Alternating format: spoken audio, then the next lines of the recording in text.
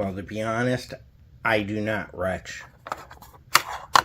When I look at this interview with Emmylou Harris from the old VH1 series, This is VH1 Country, from June of 1990, and Emmylou talks about moving to Nashville as an outsider after already having success with the #1 single.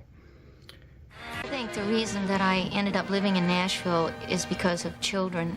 If you are a musician, if you're a recording artist and you have children, Nashville is probably, I think, the best place to live because it has the feel of a small town and a sense of a community, and yet you have world-class studios 20 minutes from where you live.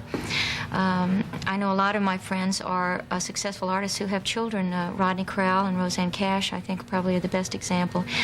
In fact, the fact that they lived here was one of the reasons, because they were old friends of mine. Rodney was the very first member of my hot band. At one point, the hot band consisted of 2 rhythm guitar players and 2 lead singers, me and Rodney. And but he and Roseanne had moved here and had their children, and it just seemed like a good place to be.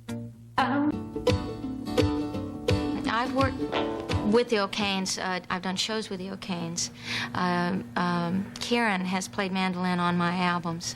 They're wonderful musicians, wonderful songwriters, and they really, to me, have taken the best of all that duet singing that has been part of country music and part of rock music. I mean, when you think about the Allman Brothers and things like that, and of course the Everly Brothers who bridged pop and country, they've taken all the best of that and put it in their music and yet come up with something completely different.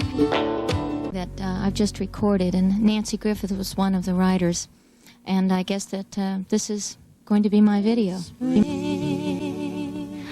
Well, when I first came to Nashville, it was actually, I had some good success with my first album. I had a #1 single, but I had made my album in California, and I was sort of an outsider. But all my heroes were here in Nashville, in particular Dolly Parton and George Jones, and a friend of mine had arranged for me to meet both of my heroes.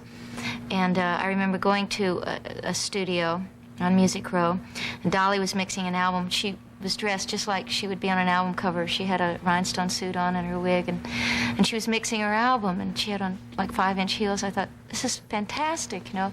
I think I was a real hippie in those days, you know. Didn't wear makeup, and my hair was down. I probably had on sneakers and a T-shirt that said Little Feet or something. Step right up. Young people today that are making music, that they are eclectic, and most of them are eclectic in background. They've listened to Bob Dylan, and they've listened to Ralph Stanley, and you know, they've listened to real raw folk music. They've listened to real exciting pop music. They've listened to the Rolling Stones.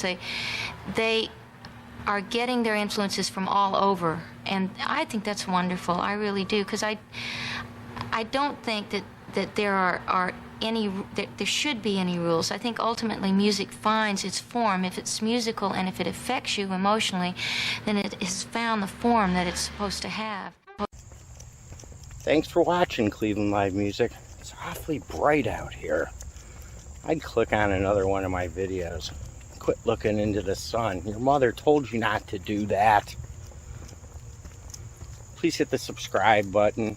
And if you want to support the channel more, there's GoFundMe and Patreon information in the video descriptions. Ooh, ooh!